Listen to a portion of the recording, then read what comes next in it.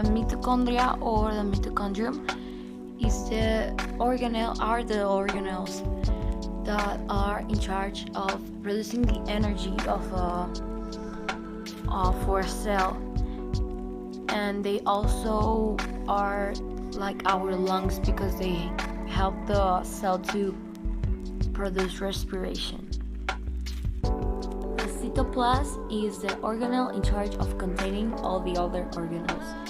It's basically like a liquid substance inside the cell, and it also helps the cell to move things inside of it. The nucleus is the organelle in charge of containing all the chromosomes and all our genetic material, which basically is DNA.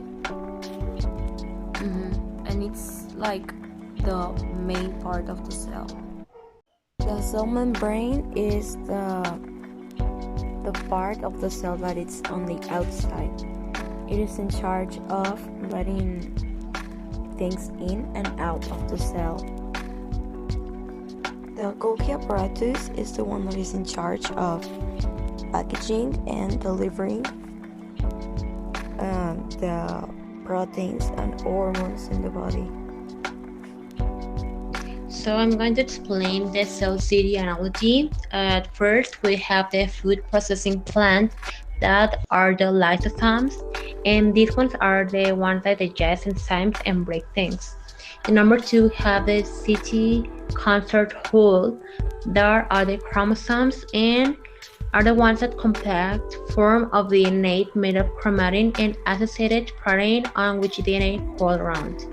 And number three, we have the warehouse, that is the back wall, and are the ones that storage substances.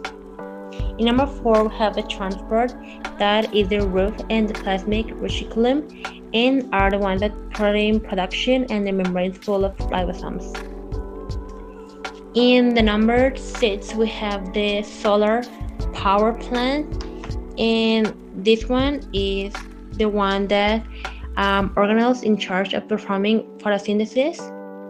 In the number six, we have the city hall, and is the one that contains the genetic material DNA and RNA in a double membrane. In number seven, we have the power plant, that is the mitochondria, and is the powerhouse of cells and produce ATP energy by respiration.